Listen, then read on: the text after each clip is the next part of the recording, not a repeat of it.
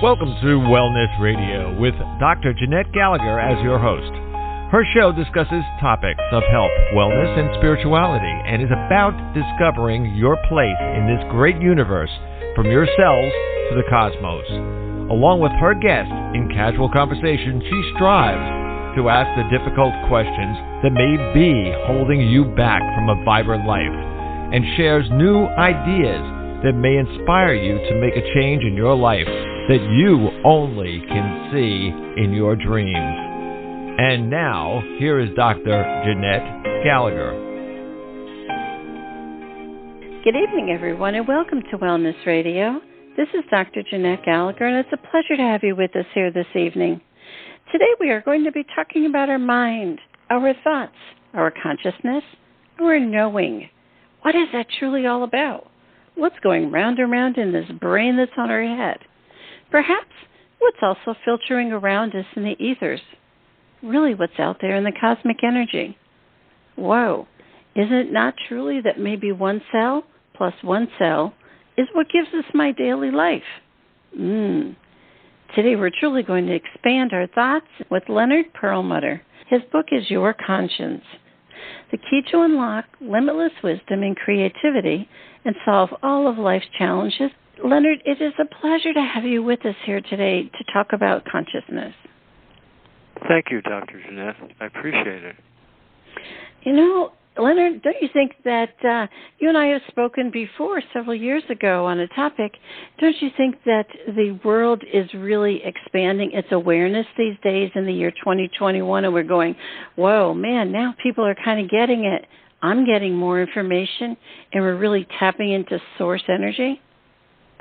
I believe so. I think that the intensification of pain has had a lot to do with that, because people are looking, finally, within themselves for answers that they could not find outside. Yeah, you know, I also think that, too, perhaps you and I have spoken on this before, is that really the collective, we weren't ready for it then. In other words, in the 70s and 80s, it was not time. Now we look at it in the year 2021, now it's time. So it's more of a collective kind of momentum that's happening in the cosmic energy. Don't you think so? Like, in other words, we can't consistently force something within the energy fields that isn't ready yet. Well, that's right. And part of that which is forcing it is also the increase in darkness, which intensifies the need for more light, and so more and more people are being motivated toward exploring and experimenting with the light to reduce the darkness. Right, because in essence, you know, people say, well, if we knew better, then we should have been better, and then we should have done things differently, and things would have changed. But in essence, just as you said, sometimes we need a little push to go one way to be able to see there's a potential of another way. Do you think? In other words, sometimes we have to hit the wall and keep knocking on it, and then we have some choices. We can sit down and go the other way. We can sit down and have a temper tantrum. We can find a way to take down the wall, or we can find a way to transmute the wall. Don't you think those are all of our options? There are many of them there, for sure, and certainly pain is the shadow of the outstretched hand of the divine reality, tapping us on the shoulder and suggesting to us that for our highest and greatest good, we might want to make a mid-course correction at this time, and that's exactly what we're being asked to do. Yeah, because I think the idea is a lot of people are saying, you share in the front of your book, some days are better, some days are worse. Do you think, in essence, what we're doing is we're really talking about that, I call it the lateral kind of linear thing. We're going to swing to one day we're in yin, one next day we're in yang, There's no such transcending that kind of loop that we're kind of stuck in. It almost seems as if it's a human dogma kind of loop. And what we're truly... Well, I would say that it is a human, but it's also animal.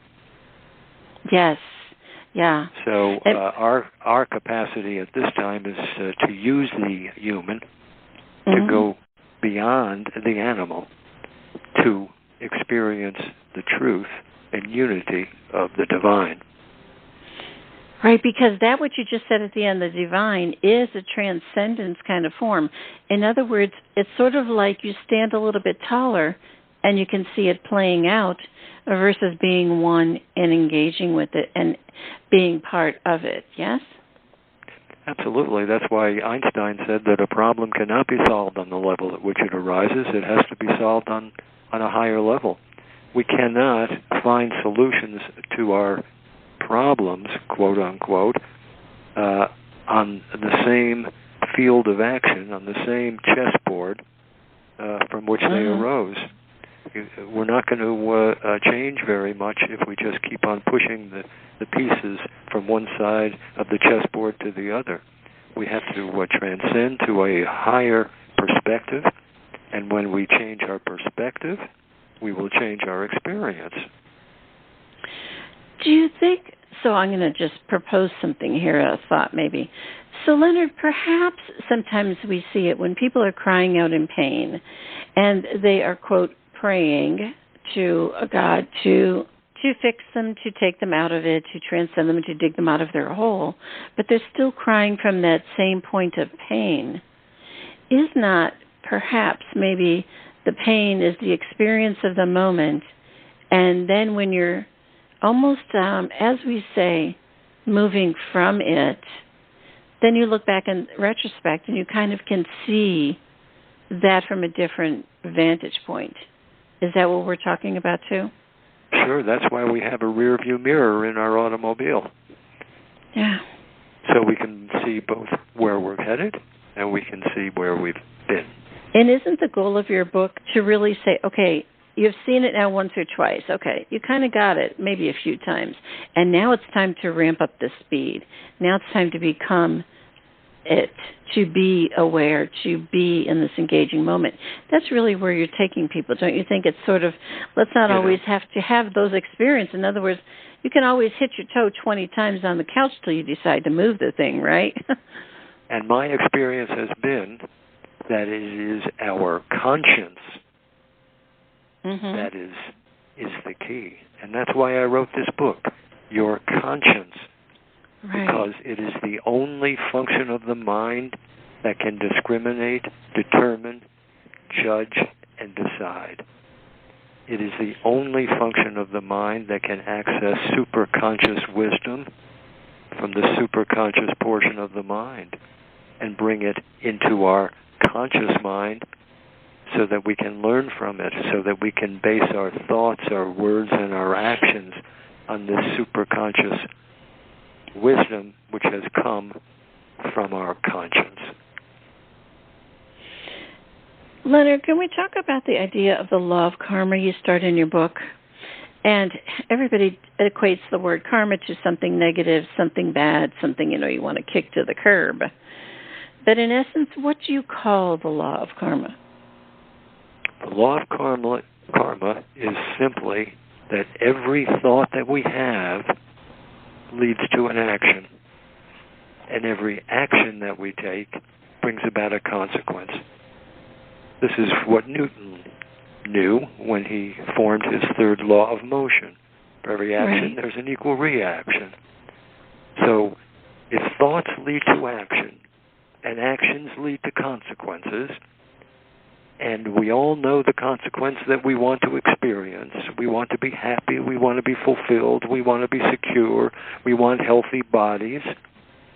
Then it begs the question, that thought that is in my mind right now, is that going to enable me to experience the happiness, the health, the security, the reward that I deeply desire, or will it delay the prospect and instead bring about pain? So that means that our thoughts are our richest resource, and yet only the conscience can tell us what is the thought to think, what is the action to take, and what is the consequence that will arise, in ways that will enable me and you and all of our listeners to fulfill the purpose of life without pain, without misery, without bondage.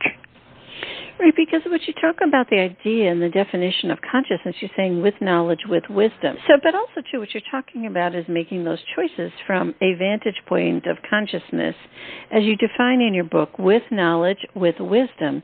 And I wrote on the bottom of the page, where does it come from and whose truth? Well, there's only one truth, and it comes from the center of consciousness. Within the center of consciousness, the core of our being, which religionists refer to euphemistically as the soul, there resides an intuitive library of wisdom known in yoga science as the superconscious portion of the mind. The superconscious portion of the mind lies beyond the conscious, beyond the unconscious. It is the same portion of the mind where Paul McCartney hears beautiful melodies, where Albert Einstein saw mathematical equations. Doesn't mean that we're going to become songwriters. It doesn't mean we're going to become physicists. What it does mean is, if we can use our conscience to determine our thoughts, words, and actions, then we can go beyond the pain of human existence. Do you think that sometimes that pain and that suffering is bound up with memories, it's bound up with the past?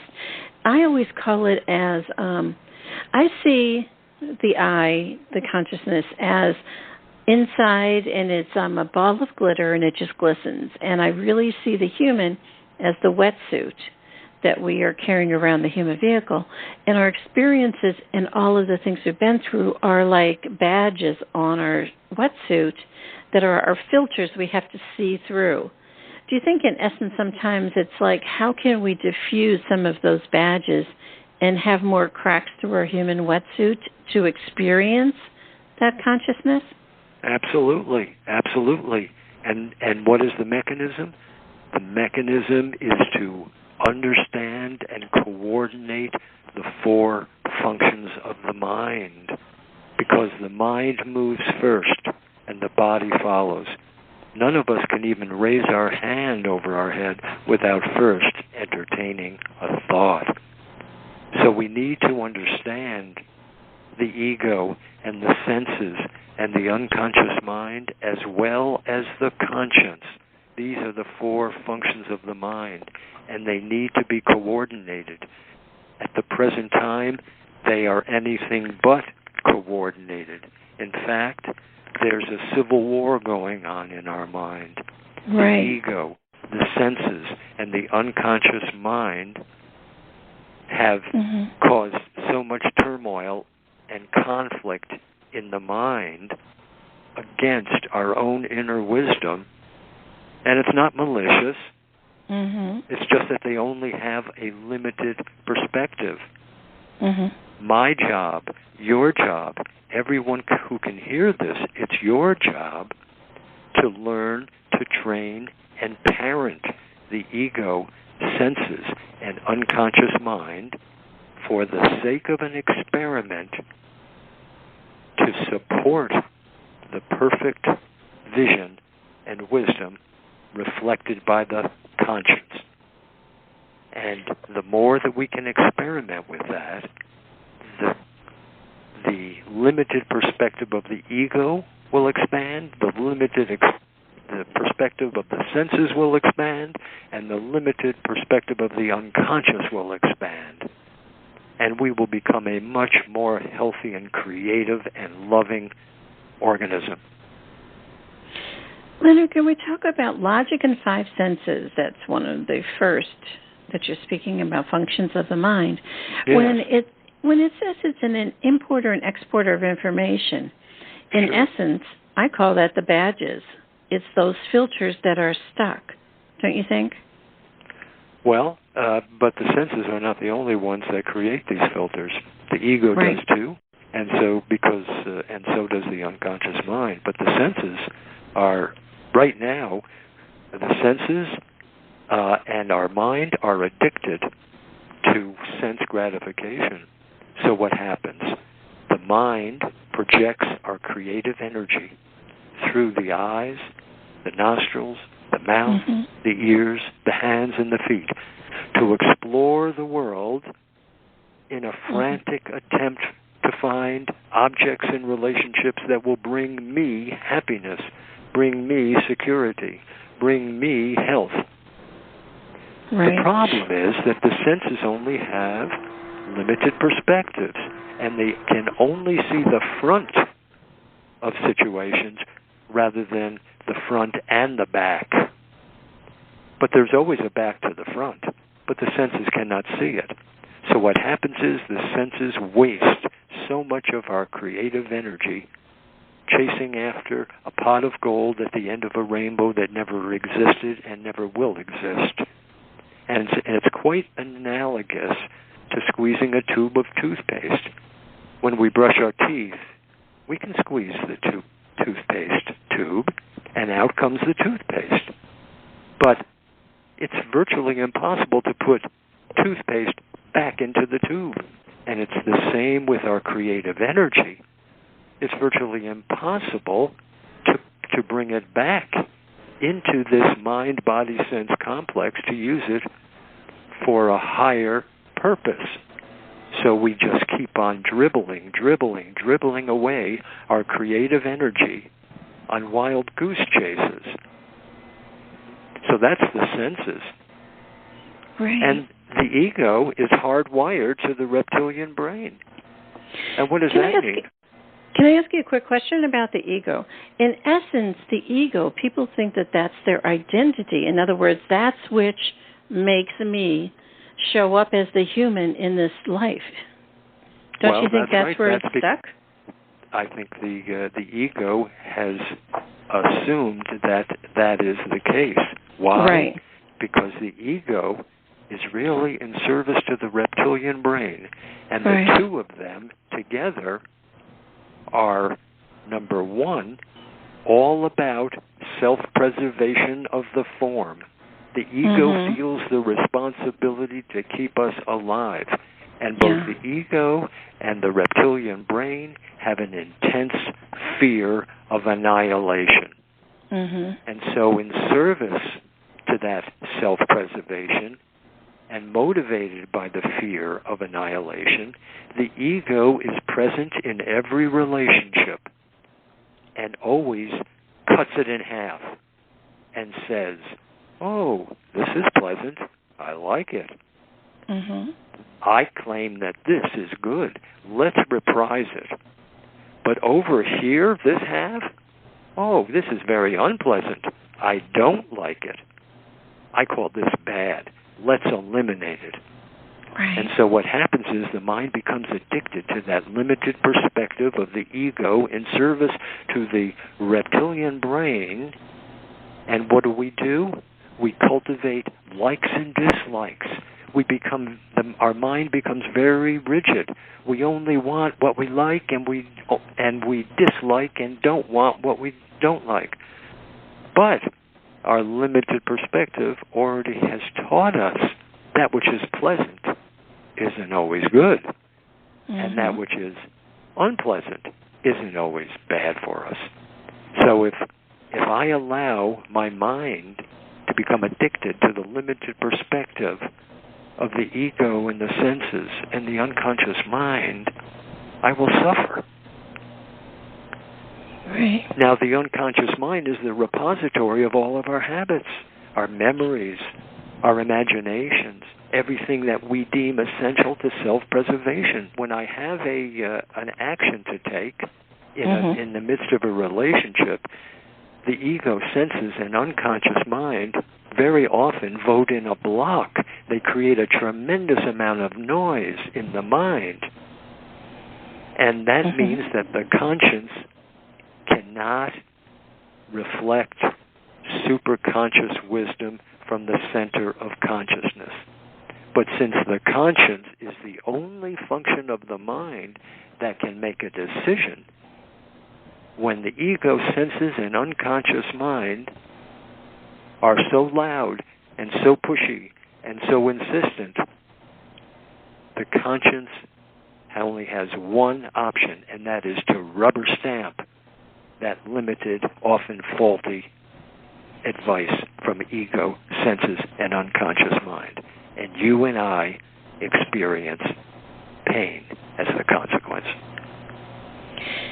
Is not, I almost think of the unconscious mind as this kind of seeker, and it kind of goes out there, and I wrote down that it's validation.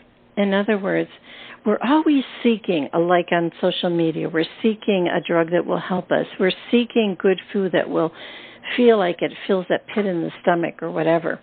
So is not the unconscious mind, when you talk about memories and habits, people are even extending it out to, oh, that's my ancestral lineage, or, oh, that's my past life, or, oh, this is that, and that. It really, what it's doing is it's kind of a collection of that which settles something that you kind of have been raising the flag for. Do you think?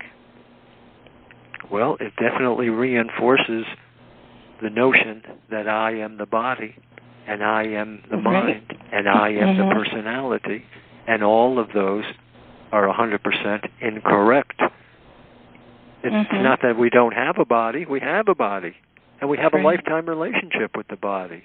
We also have a mind. We have thoughts, desires, emotions. But I am not my mind. I am not my emotions, and yet I have a lifetime relationship with them. How am I going to act with the body and the mind?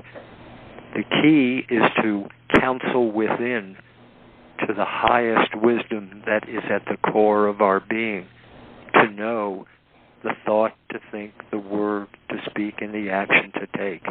That will unite the two worlds, both inner and outer, and fulfill the purpose of my life. When you talk about, Leonard, senses and logic presents its findings in your book, and you say you have two basic alternatives, but is that not operating from still that same linear lateral existence when you say you have alternatives? It's either right or wrong, or white or black, or green or purple, and you really haven't transcended the essence to be able to get to that superconscious wisdom. Because we have not parented our senses and logic. We have not parented our ego. We have not parented our unconscious mind, because nobody taught us about how to do that, not in the family, not in any level of any school that we went to. The only thing that we were taught is to memorize and recite what we have memorized, and then we would get a diploma and a better paying job. However, we are still enslaved to these painful obstacles that disallow us to experience true fulfillment. Right, because you really want to talk about, in your book, you say consciousness is always directing us and we already know what to do. Why is it so difficult to hear the message? And that's truly because of that noise. As you, if you think about the ball of glitter, how can it get through a wetsuit? How can it get past all those badges? It's all of that confusion of that energy source, yes? Yes, so every relationship is an opportunity to self-examine and let go of one of these obstacles that currently is inhibiting the light. How do you say, you talk about purifying the consciousness and optimizing the wisdom. Truly, we see a lot of people, it's been a really good push this past 2 decades about we need to detox this, that, and the other. Well, I think people were kind of getting a message that there's something that has to go. How can we let it go? Then we looked at, people, the year 2020 had a lot of letting go. They had a lot of time to decide. What do they need to let go in their life? A job, a place, a relationship, their health, their stuff in their house, whatever it is. So in essence, are we not learning what your book is almost like a forerunner of this template, and now we are engaging more of the collective to be able to be aware of the process? Part of the major challenge that we have comes from the culture. The culture defines change as some form of death. It's a threat to the ego. It's a threat to the senses. It's a threat to the unconscious mind. But our limited experience tells us, if we look through the rear view mirror at our life, that change has been happening our whole lives. I remember that body that I had when I was 5 and the mind that I had when I was 13, neither of which are the same anymore. And yet, I'm still here. So what does that tell me? Yeah. It tells me change happens. Anything with a name and anything with a form is going to change. But change is not annihilation. Change is not death. Change is growth.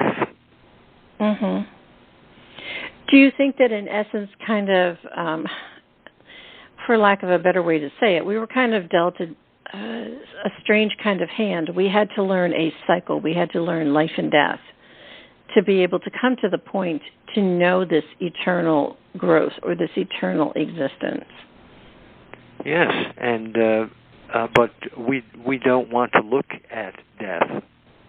You see, the culture doesn't want to look at death. The culture wants to segregate it because the culture is speaking on behalf of the reptilian brain that change means death. It means annihilation, you see. And the more that we can see it for what it is and cut through the false concepts that are being sold by the culture. And it's not malicious. It's not malicious. It's just, what Mom and Dad taught me, or Grandma and Grandpa taught me. And they loved me. So I just keep on doing what we always did. But not everything that we're doing and that we received is helpful. Right. Because it's also, too, the evolution in which we are existing. In other words, we were never meant to be staying in the same spot at the same time. In other words, there's a whole lot of people that say we need to save the past, we need to construct and preserve, and we need to hold it up as an icon of where we came from.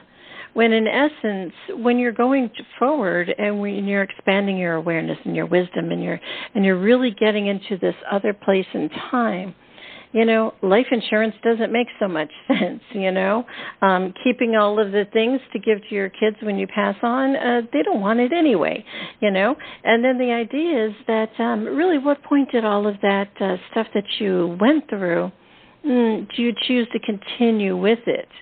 A lot of times when they enter hospice care or palliative care, they're like, I really don't care about my false teeth. I really don't care about what's on television. They're into a different space and time. So if we look at our existence as just the soul essence, we see how it's almost as if we're delving through all these experiences in our human chapter of our book. And we're saying, ooh, tell me something, show me something more. And then it's our choice to be able to say, but I see it from a different place and time.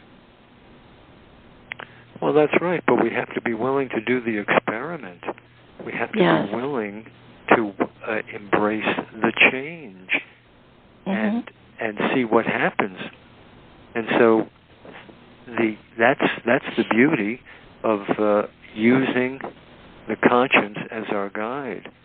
If I can experiment with small, seemingly insignificant no-brainers, am I going to have a cup of coffee at 10 o'clock at night just because the ego, the senses, and the unconscious mind are reacting to a commercial on television?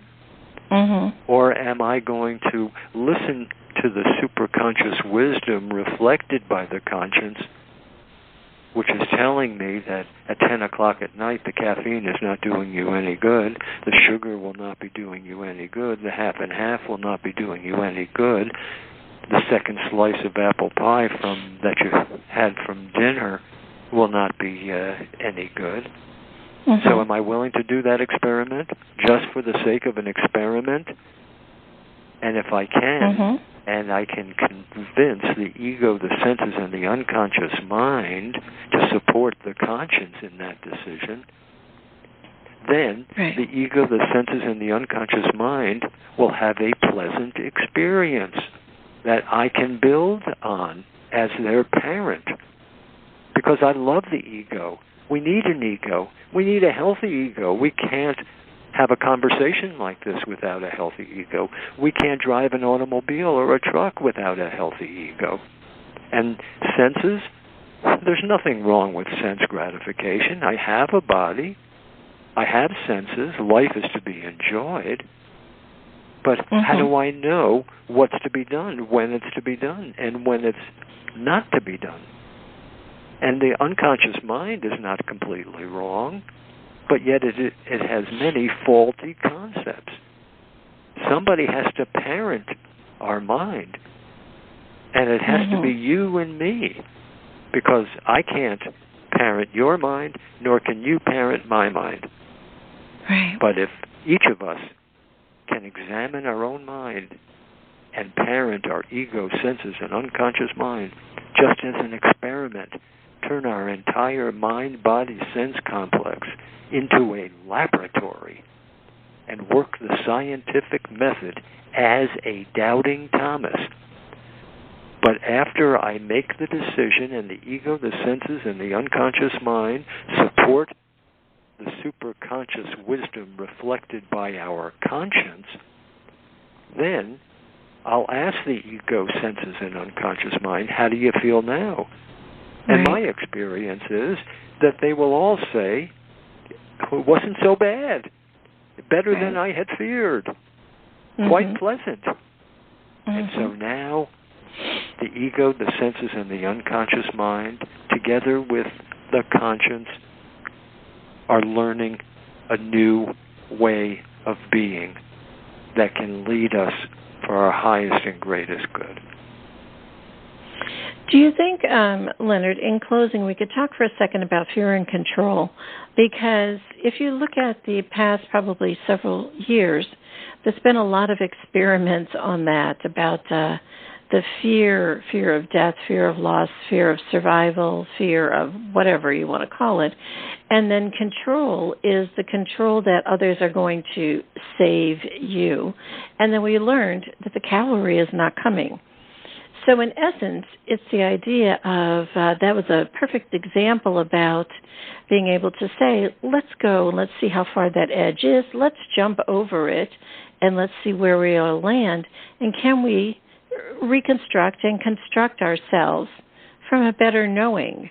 That's really what you're talking about, yes? Yeah, fear is a tremendous filter in our lives. And President Roosevelt had it right. The only thing we have to fear is fear itself. Fear is an emotion that's authored by the ego, because the ego is terribly afraid of dying. And so fear must be examined. Every fear must be examined. And there are always only two manifestations of fear. First, I am afraid I might lose what I have, or I am afraid I might not get what I want. And that begs the question, who am I? I am not the body. I am not the mind. Birth and death are merely the habits of the body. And yet I am an eternal being, pure consciousness, wisdom, bliss, having a human experience in time and space through a mind-body-sense complex. And so my job is to unite the two worlds, inner and outer, the eternal and the mortal, so this trip can be pleasant, creative, and rewarding. And when we can begin to see who we truly are, that we're not the body, we're not the mind, that we are pure consciousness, wisdom, and bliss, then we experience the first great freedom, the freedom from fear. So in closing, Leonard, people will say, but I can't live a fearless life, because we will have people just bouncing off the walls doing all kinds of crazy stuff. How does that fit in? Well, we need to to be responsible. We need to make choices that are going to lead us for our highest good, not just bouncing off the walls. So if the conscience is our guide, we will never drive over a cliff. Mm-hmm. Do you think our conscious also has a time meter on it, so to speak, because it has us in this time and date, in other words, where we are in this moment in time, because it's not taking us back to this is in 1920 and there's a war outside my door, It's keeping us in the space and time we are in. Because the space and time in which we are in is most conducive for each of us to overcome the obstacles that still exist in our unconscious mind that are crying out to be resolved. Right. And only we can do it. Yeah. I can't do it for you. You can't do it for me. But we can do it with our own minds to resolve that which is resolvable in the unconscious mind. Well, Leonard, we have all learned so much from you today about becoming aware. That's the first step. I always think is becoming aware. Be open to receiving, to giving, to awareness, to knowing what's out there. And we thank you so much. Can you share with the listeners how to find out more information about your work? Because you have several other books and you have a facility in New York and you do extraordinary work. Can you share that? Oh, that's very, very nice. Thank you, Dr. Jeanette. So the book itself, Your Conscience, has a website, and it's yourconscience.org. Yourconscience.org. And there you'll find some information about myself and the book and how to purchase the book if that's of interest to you. Of course, the book is available at all fine booksellers, including Amazon, Barnes & Noble, and even your local bookstore. So that's yourconscience.org. And I teach from the American Meditation Institute in upstate New York, the institute that I founded in 1996. And we have a website for the American Meditation Institute, which is AmericanMeditation.org, AmericanMeditation.org. And if you go to that website, on the homepage, you'll see a link to our Sunday meditation, and I present a free guided meditation every Sunday from 9:30 to 11 in the morning, Eastern Time, and everybody who attends will get a free recording.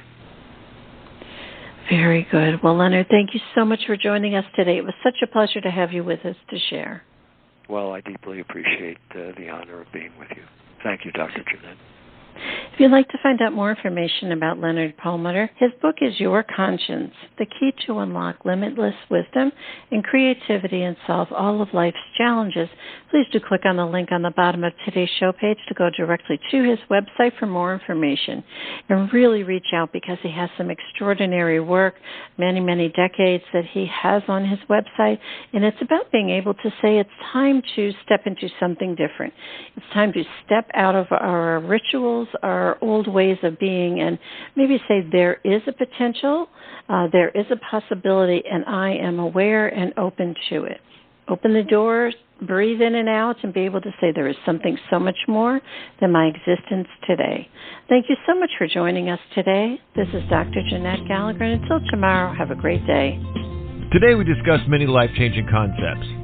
Who do you turn to, and how do you know what is best when faced with a health crisis? Dr. Jeanette is a patient advocate. She listens to the patient, the doctors, and the family, clarifies the health issues and concerns, then helps the patient make the best choices going forward. If you would like help implementing change into your life and health, we can talk and see where you are stuck and how to improve the quality of your life. Check the link on the bottom of today's show page or visit dr-jeanette-gallagher.com. dr-jeanette-gallagher.com to schedule a phone appointment today.